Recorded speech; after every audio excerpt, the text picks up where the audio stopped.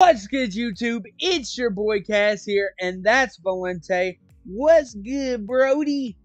We are here for episode number 3 of Around the World. Bro, we already got 3 of these. Three of the best wrestling Call Universe podcasts in the world.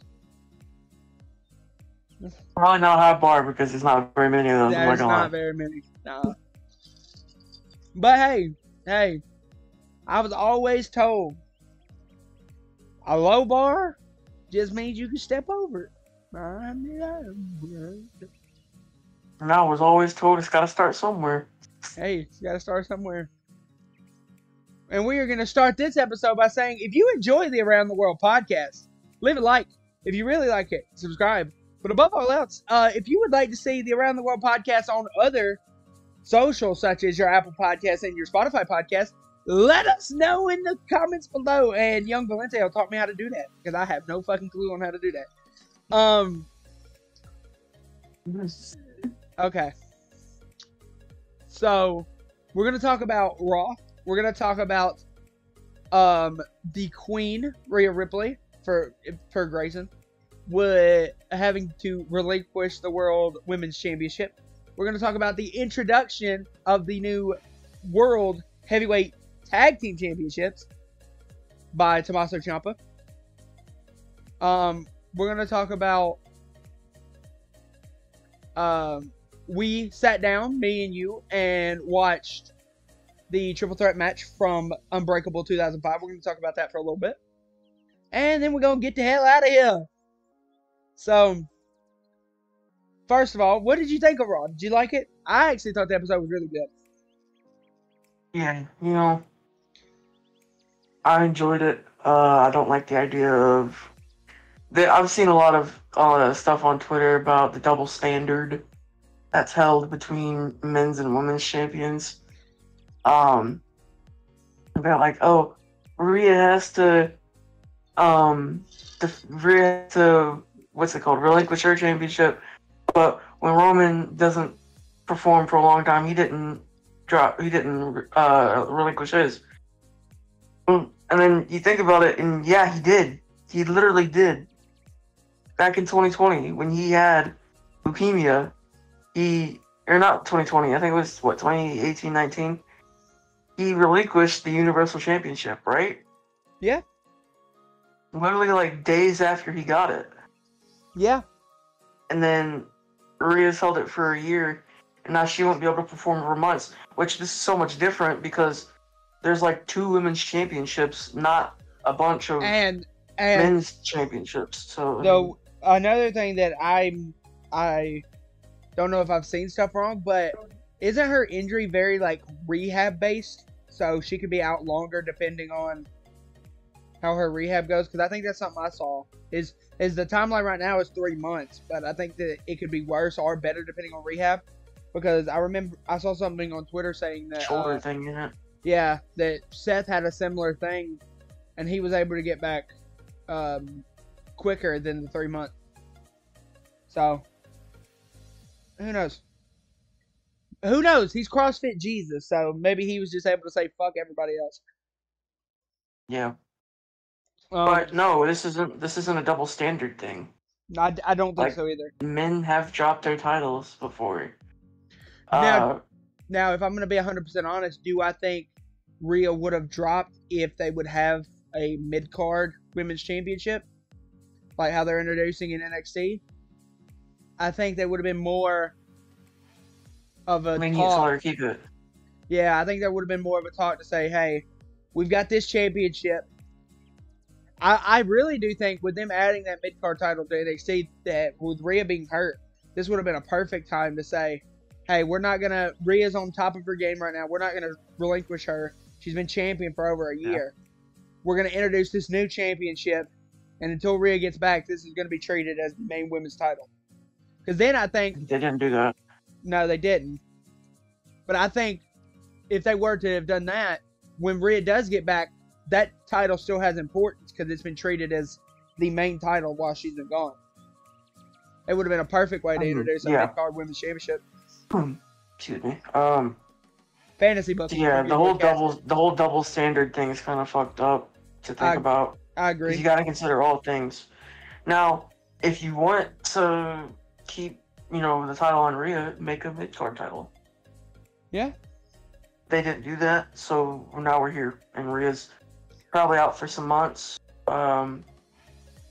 Again, like men have in the past, Seth Rollins, who had the title for 9 months, he was out for 6 months, I believe. He relinquished it. Finn Balor relinquished it the day after. He won it. Roman Reigns relinquished it soon after he started holding it. So this is the whole double standard thing's kind of fucked up.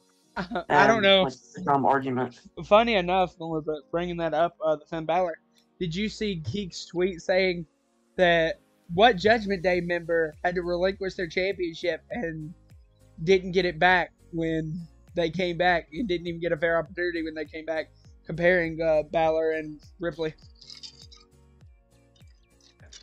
Mm-hmm. Rhea hasn't came back. We'll have to see. I think she's going to be on fire when she comes back. Here's the thing. There's not been very many like polarizing women superstars that Becky and Charlotte are the only two that I can think of. And they're fucking falling off a cliff like right now. Charlotte's out. Charlotte's out with an injury. A lot of people seem to think that Becky's like taking a step back. So Rhea's like the only super polarizing superstar that everyone loves regardless. Nobody's kept up with her in terms of popularity and all things. They announced that next week on Raw, there's going to be the Women's Championship match to determine the new champion. I think it's got to be Liv Morgan. It's got to be Liv Morgan. And then she's got to hold it all the way until Rhea gets back. And then they can have like a major match. Like, okay, how long is SummerSlam away? Do you know, like, I think 4 months. So you think realistically, timeline-wise, with the injury, it being 3 months, Rhea could probably be back by SummerSlam? I don't know. I don't know too much about the injury. I just know it has something to do with the shoulder. Okay. They said the timetable was 3 months. That'd be cool. Dude, you built Liv versus Rhea already. Do Riv and Leah at SummerSlam. Have Liv keep it all. It's not at SummerSlam. You can do it at some regular PLE. Yeah, because you've built it up already. It'd be a major match no matter where it is. Because Rhea took out Liv, kept her out for months. Liv took out Rhea now and kept her out for months. So I think whenever it comes back, it'd be a perfect time to do a title match. So, all right, on to the next little bit of segment about Raw. Did you see Tommaso Ciampa present the World Tag Team titles to Miz and Truth? Say that again. Did you see Tommaso Ciampa present the World Tag Team titles to Miz and Truth? Shut up. What? Yeah, I saw Tommaso Ciampa and Nick Aldis. Yeah. Yeah. So they got presented with the new World. Now we're back. All right, guys, we are back. Small little intervention there. But yeah, then we had a triple threat tag team title number one contenders match on Raw between DX, the Creeds, and the New Day. And Shawn Michaels and Triple H were able to pull out the win, so they gotta face Miz and Truth next week on Raw. That'll be fun as hell. Yeah. All right. Wow. I don't want to fuck people up too much. I was going with the R-Truth thing with DIY, but yeah. Wait, it's not. No, it's not. It's not DX. Nah, it's DIY. He got you full too? Oh my god. Stupid magician. Okay. One of the cooler things I thought about on Raw, and I don't know if you saw this, Valente. And we'll get to the thing that closed out Raw too, the match and the ending segment. But Jey Uso had a match with Finn Balor, and then after he beat Balor, he got jumped by the Judgment Day but escaped through the crowd. The cameraman followed Jay all the way through the stadium till he met up with Sammy. Him and Sammy had an altercation, like a talk. And then the cameraman followed Sammy all the way back down through the crowd into the ring for the main event. And it was all one singular, no cuts, no nothing, just one singular flow. And I thought it was really one of the most well-produced things WWE's produced in a while, like camera-wise.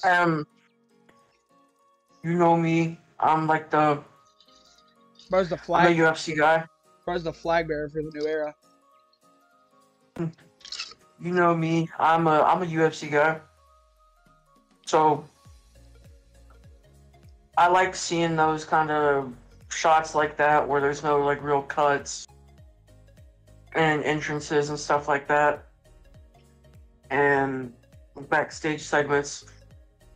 I don't know where that was going, but either way, I like stuff like that. I've seen that in the UFC, and there's a lot of UFC-ish things that WWE's doing, and other way around. The beginning of Raw, I thought was really cool too, where they showed everybody like arriving. I think they've been doing that for a while anyway, but I thought it was really cool specifically for this episode. Now I'm gonna bring up something before we get to the main event real quick. Everybody on Twitter seems to have a problem with the way Cody holds the world championship. I don't know if you've seen that, but everybody seems to have a problem with the way Cody holds the world championship. So, I want to clarify something. I'm going to put something up on the screen now. Boom! This is Nature Boy Ric Flair. Cody's dad's #1 rival. They had some amazing matches in the 80s. That might be one of the matches we review on this little segment we're going to get to after we talk about Raw. We might want to go back and review one of those matches. Maybe do it like on the anniversary of Dusty's passing or something like that. I feel like that'd be really cool. What is that? In May? Yeah, probably. I don't know the exact date, but we'll look it up, and that would probably be a cool episode to do, to talk about stuff like that. But Flair carried the title in the pivot of his arm because it made the title look more presentable, and now Cody is very much trying to bring that back because I think it makes the title look really well. And I think, first of all, and I think this was a problem at WrestleMania, when they had the title on Cody around his waist, the title looked really big on Cody. Yeah. And it was something Roman didn't have to worry about. But the title looked really big on Cody. I think the way he's holding it now looks a lot better because it doesn't look so bulky. Yeah, I get it. I don't really have a problem with the way he's holding the title. I mean, I feel like that's everyone's just trying to find a way to pick at him. Yeah, I do it's too. Not Roman. I do too. I very much feel that way. You've had people who've wore the title across their neck, like shit. Big superstars, even like fucking Big Show, Mark Henry, when they had the World Heavyweight Championship shoulder.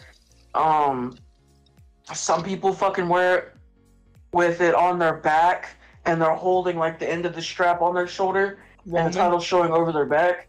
Like, there's no right or wrong way to hold the title. Just stop finding ways to bicker at Cody Rhodes.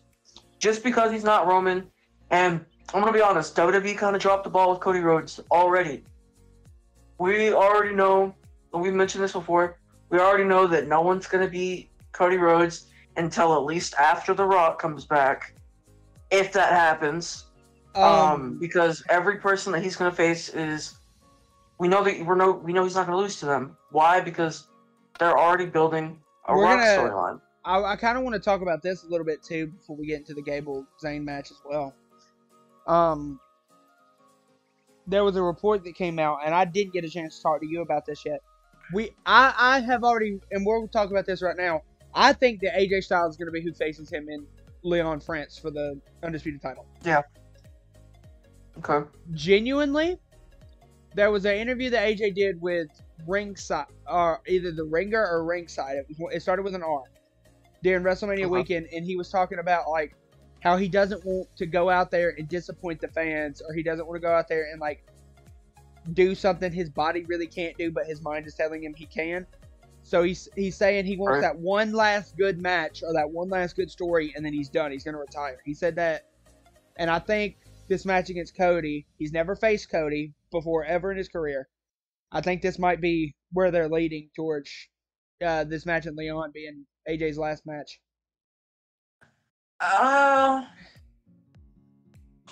It depends on. I don't know. It depends, because I feel like if AJ loses, which he's gonna lose, but I feel like they could build this out more than just one event, and then that could be the story. Yeah. That could be the story that AJ is wanting. You know. I could see that. Yeah, AJ's probably definitely gonna retire soon. He's like what, 49? Yeah, he's a lot older than I thought he was. He debuted a lot long ago. 94, you said? 96? It was somewhere in the 90s, yeah. Yeah, so he's been wrestling for a good 28 to 30 years. And that match we watched. I think he does need to retire soon. That match we watched at Unbreakable, to see that AJ Styles versus the AJ Styles we have now, it couldn't be more polar opposite. There's still increments, there's still like flashes of that AJ, but just not 100%. No, it's like watching Shawn when he did the tag match with Taker and Kane, but like way to a lesser extent. It's like watching that. That's what you have to put him in there with the guy who knows how to carry a match, because you don't really know if he can carry the match anymore. And we kind of saw that against LA, because a lot of people kind of crapped all over the LA Styles match. Well, I thought wasn't that great. Well, I thought the match was actually pretty good. A lot of people didn't like it. Yeah, the story was so befitting. However, the match just didn't live up to like what they were building through the story. Okay, now we've been putting this off. Let's talk about the fucking tremendous pop that Sammy got in Montreal, defending the Intercontinental title. I thought Gable was gonna turn and win the title. They didn't do that. He turned. He did turn. Another good piece of cinema that they did is they had Gable rip Sammy away from his wife, like while he was grabbing for her. And I don't know if they did that on purpose or if that was Sammy like improvising in the moment, or if he was told to do that. But that was fucking awesome. And his wife was like grabbing for him. Cool. I thought that was really cool. I have a prediction. That made Gable look like a better heel too. I have a prediction. We're going. This is going to be Cass's prediction of the week. Okay. In the Since we already know you got one of them right last week. Yeah, the Tamatanga. This is going to be Cass's prediction of the week. In the next month or two, they're going to add Julius Creed and Brutus Creed to Gable, and they're going to form Team Gable. Similar to Team Angle that was formed with Charlie Haas and Shelton Benjamin. And they're going to come out wearing like American gear and everything, and it's going to be called Team Gable. Hey, I like it. Is there any chance we're going to have Gable Steveson in there? No, I'm joking. Gable Steveson can fuck off in that direction. Out of here. Off is the direction you can fuck.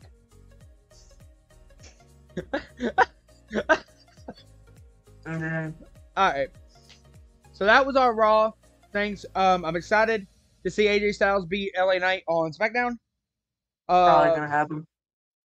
I'm excited to see Cody versus AJ. I'm excited for that. But like we've already talked about it a little bit. We went back and watched the 2005 triple threat match between Samoa Joe, Christopher Daniels, and AJ Styles. And it's really kind of depressing in a way to go back and watch a match like that. Because you see Samoa Joe like in AEW now, and he's still able to go, but you see a slimmer Samoa Joe that's able to go a lot better, and like you see. All right, hot take. I like bigger Joe more. Maybe it's because I'm a big guy myself, but I am a bigger fan of Joe now than I ever have been, because seeing him with the world title, I feel like he needed that. I feel And like he deserved that, and he never got that. I'm not a big fan of AEW anyway, but some of the shit that I've seen Joe do, because, I mean, I see clips sometimes, I just like what he does. But and, yeah, it's sad to see where everyone is now. Christopher Daniels, I believe, might be semi-retired. He's still in AEW, but I believe he might be semi-retired, like wrestles on occasion, but I think he's semi-retired. And then we already talked about AJ. Now, me and you talked about it after we watched it, and then we both went to bed, I believe. But yeah, it was a really good match. A really good match. I really enjoyed it. And you got to think about like the time frame of when the match happened. The match happened in 2005. The year I actually thought it was really cool showing you the match, Valente. That was the year you were born, 2005, and I thought it was really cool showing you that. Knowing that the world was still turning while I was, an infant. But I thought it was really cool to go back and see that match. A match that people have held in high regard over the years that I've actually never seen. So that's why I was actually glad to go back and watch it. Yeah, that was my first time seeing it. So, I want to keep kind of like a tally right now, but we've only reacted to one, and I want to keep like kind of a tally to rank our top 10 matches for our episodes that we do. So this is episode 3, but it'll be the first one. So at episode 13, we'll be able to rank our top 10 matches through episode 3 and 13. Cool. So, which that should remind all of you, if you're still watching, which I hope you are, go to the comments, drop a match. We're going to check that out.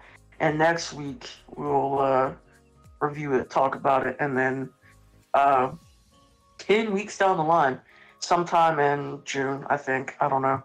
Yeah. We'll let you know where it stands in the hierarchy of other people. But right now, the triple threat match. Right now, the triple threat match at Unstoppable is no, it's not called Unstoppable. Because Unbreakable. Yeah, number 1 because the next 2 weeks, Valente, I actually y'all can still leave y'all's comments, but the next 2 weeks I actually want to be covered with your favorite match and my favorite match.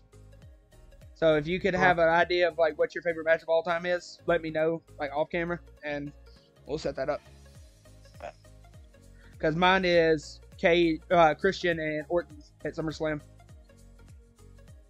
and that's on. That's on. I already know what mine is, but I guess if you want me to wait, I can wait.